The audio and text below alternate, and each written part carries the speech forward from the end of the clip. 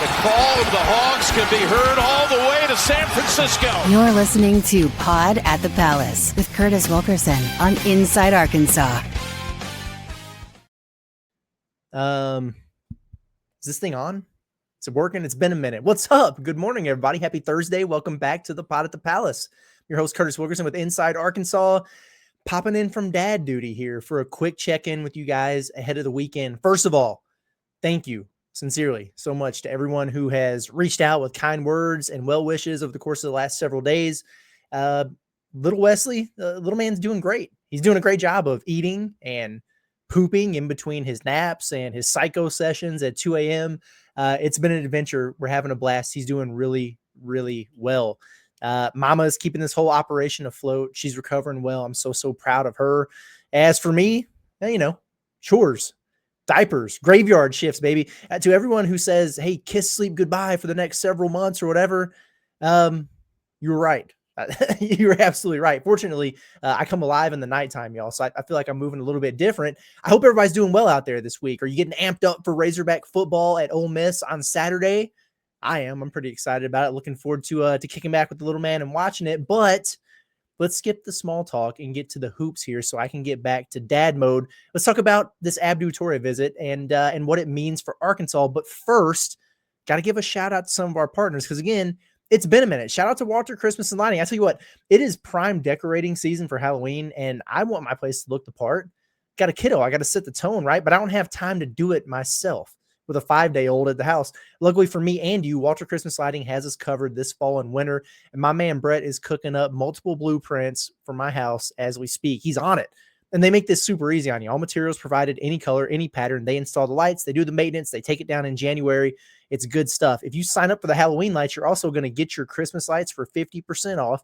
So make sure you text our guy Brett for a free estimate at 479-459-1380. You can also check out their website at walterchristmaslighting.com or like them on Facebook by scanning the QR code there on your screen. Okay. So, this was supposed to be the Arifan weekend, right? But he's moved it back, and, instead this is Abdou Toure visiting Arkansas. And no worries, like Big Arifan, he's coming next weekend. And, Cal's already pulled out the big guns. He took Kenny Payne, the big man whisperer, with him to visit the big fella in Iowa on Tuesday. And Kenny Payne was on location with Cal several times to watch Arifan up close and in person, throughout the course of the grassroots season. And, it's interesting to see, though, some of the movements that Arkansas has been making with bigs. For example, John Calipari was also reported, I think Adam Zagoria had it first, that he's going to be taking a trip out to Archbishop Stepanak in New York to see the Ratliff twins next week.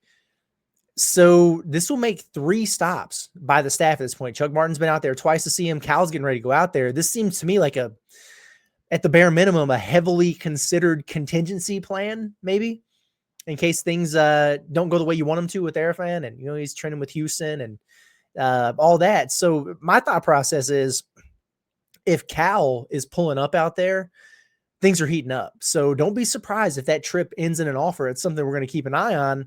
And we'll talk about the front court a little bit later. But as for Abdou, who's visiting this weekend, with him as a player, I tend to think that he's a kind of a classic case of being slept on because he is not a top 10 5-star like this recent run of visitors. Are we spoiled over here? Because I felt like when we announced, hey, like Brandon McCoy is on campus, that people were just kind of like, okay, cool. Could you imagine if that happened just a few years ago? It's the number 2 prospect in the country. We get all these 5-stars in on campus for visits, and, you get a couple McDonald's All-Americans every year, and people just get fat and happy on it. Like, it's a big deal, man. And so then when you get a guy who's borderline top 30, like Abdou Toure, and people are unmoved by it, but he can hoop, man. He can play. Like, make no mistake, this young man is very, very talented. He's got elite athleticism. I think he's got NBA upside. He's another guy who's 6'5". He looks the part. I've seen some Razorback fans call Abdou Toure a high school version of Abdou Tori. The initials work, right? AT. Abdou is a better prospect, though, at this stage. Like, make no mistake about it. I mean, this kid was the Gatorade Connecticut Player of the Year, and he's coming off of a season where he averaged 25.2 points, 6.5 rebounds, 3.3 assists, and 2.3 steals per game. He was all over the place. And then he followed it up by averaging 15 and 6 out on the 3SSB this summer. And he just put on a show at the Adidas All-American camp. He's one of the standouts there. So he's not as big as Abdou yet, but remember the biggest thing with Abdou was, Thero was his late growth spurt. Like towards the end of his high school career and early in his college career, he blossomed from, what did Cal say? He was 5'9" as a ninth grader or something. And then what did he come to Kentucky at? Like he's like 6'5" and he wound up 6'8", 220 or whatever. So yeah, I don't know if Abdou is going to have that type of growth spurt when he gets to college, but I do see the vision of a super athlete who impacts winning in a variety of ways. And he's a stock soarer if it all clicks and it all comes together for him. So I'm really intrigued about the possibilities here. But if there's one thing I will say about this 2026 class, it kind of seems like there's this archetype in this class that they're, the cup runneth over with athletic, physically imposing, two-way guards and wings with college-ready bodies who are great defenders, and they're either questionable or developing their jumpers. I mean, think about it. You got J.J. Andrews. He checks a lot of those boxes. Jordan Smith Jr., same way. A little undersized. He's more of a 1-2. Caleb Holt, same story. Brandon McCoy, same story. Now, Abdou, certainly fits that category, but he may be the most explosive out of the bunch. Like, this is a kid who's very, very twitchy. His first step to leap combo is it's elite. And it's why I think he's a great slasher and one of the better open floor finishers in the class. So a highlight dunker, absorbs contact and finishes through it. He's a lot of fun. So let's watch a short clip here, and then we're going to talk about the competition that Arkansas is facing in terms of trying to land him. Let's pull it up. You're just going to see some extreme bursts of athleticism here, like just coast to coast.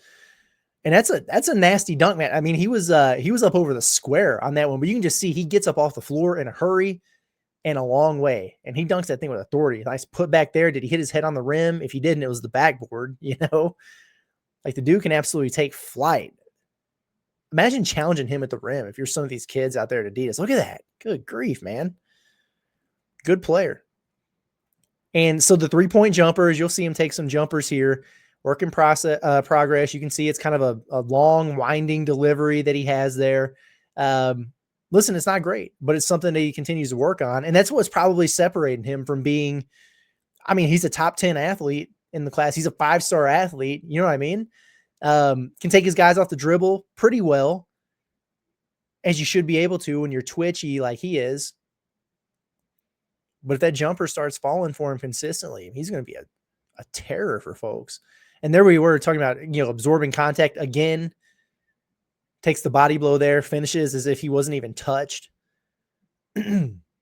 More contact. He's just a strong player, strong finisher.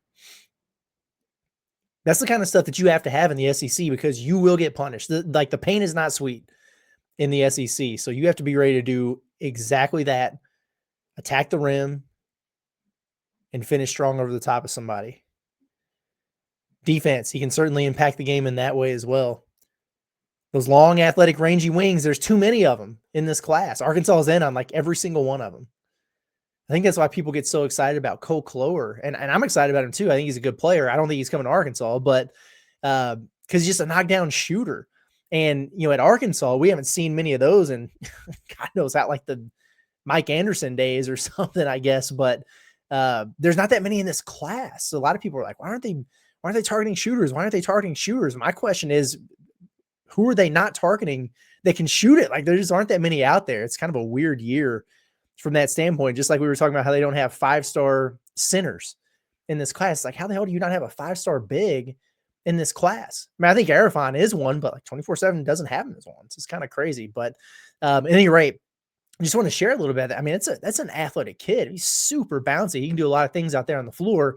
So this isn't just some Joe Schmo that Arkansas is targeting here that's going to be visiting campus moving forward. And we'll talk about what that recruitment looks like in just a second. But first, got to talk about our friends at OZK Insurance. If you're tired of juggling insurance companies just to find the right coverage, these guys are who you need to hit up. At OZK Insurance in Rogers, they make insurance simple again. As a 100% independent agency, they shop the entire marketplace to deliver the best combination of cost and coverage, saving you both time and money.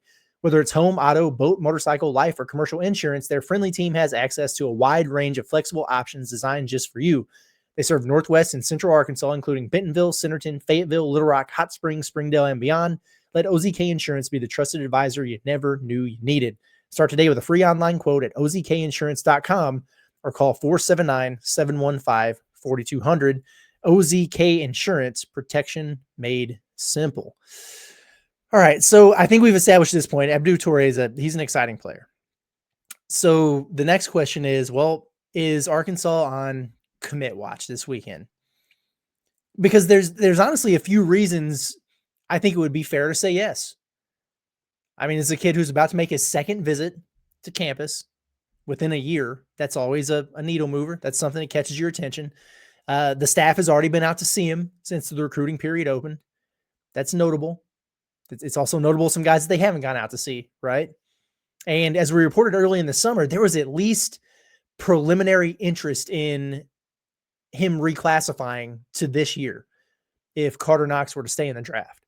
And I don't know how far along those conversations went, but they were had. And to me, you wouldn't have those conversations if John Calipari wasn't really confident in what your potential was as a player.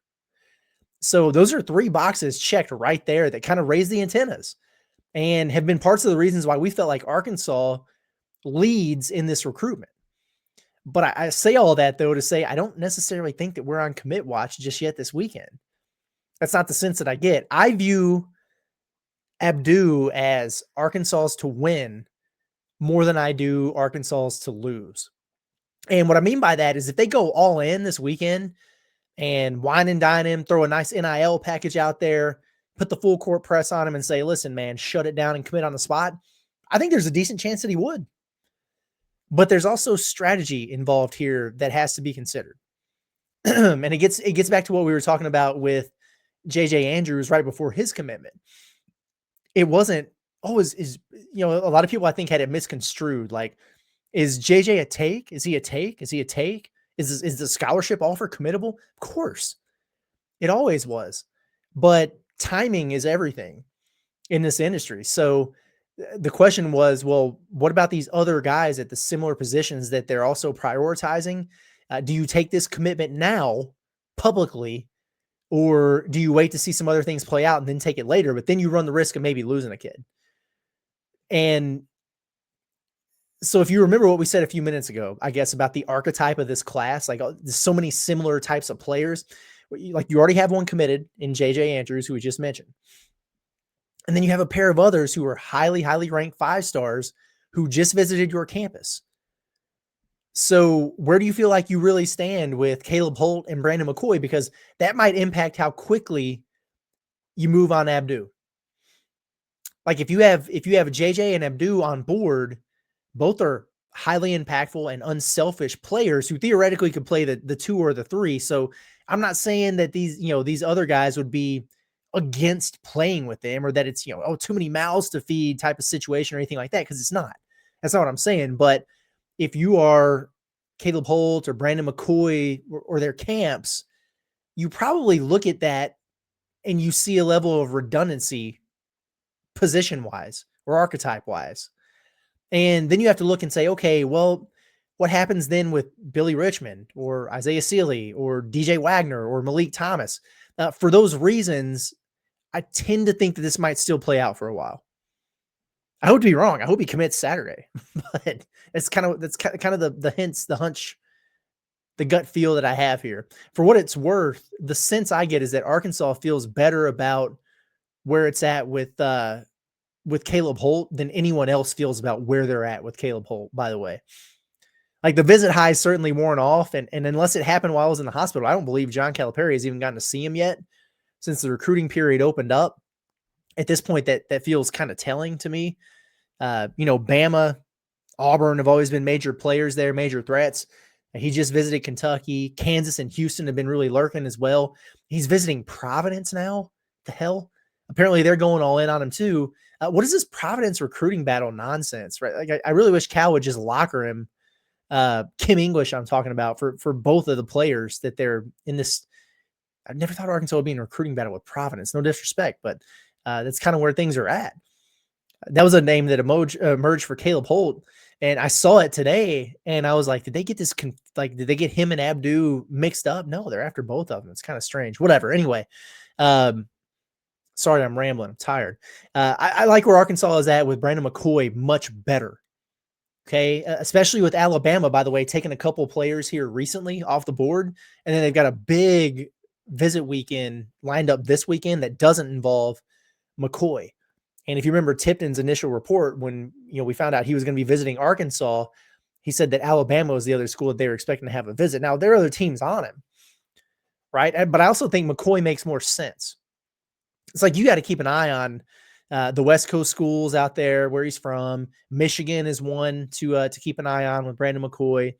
But I think he makes more sense than some of these other guys too, because McCoy – he fits the same size profile as Abdu and JJ, but he's more of a combo guard. So theoretically, you could find a role for all three of them without it, get them kind of cutting into each other's own pie, I guess you could say. But the other thing about McCoy is he does keep it very quiet, and maybe the lack of all this other nonsense and all the other news and everything, and he's fresh off the visit to you. Maybe it gives off a false reality, but nevertheless, I like where Arkansas is at with him better. And as for the Abdu Tori competition, my source close to his recruitment has maintained that it's Providence and Arkansas at the top, and UConn could be, but he is in the second tier of priorities for them.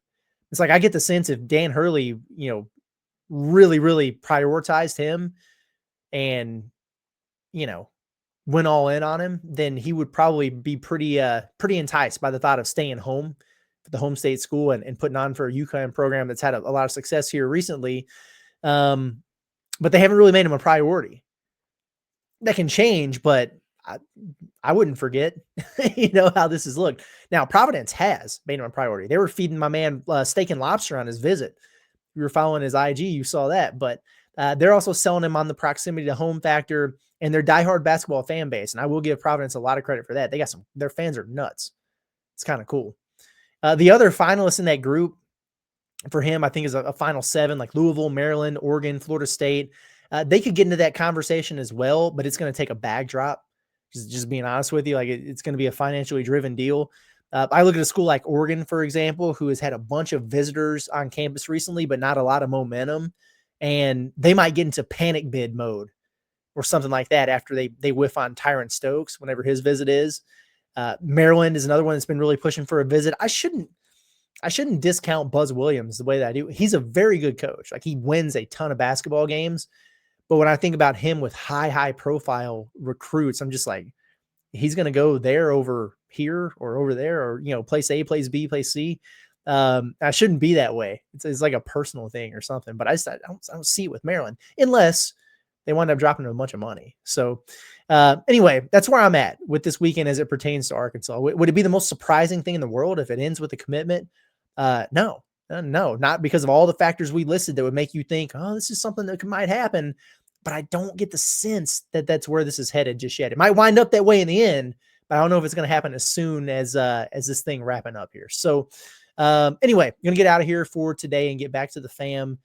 Just want to say, how much, again, Michelle and I appreciate all the nice comments and the posts and the messages from everyone the last several days. We're still getting gifts from people. And again, boy, we never asked for that, but we sure do appreciate it. People who think enough of us to contribute. Evan Baker, shout out to you. We got some diapers and a gift card and stuff today.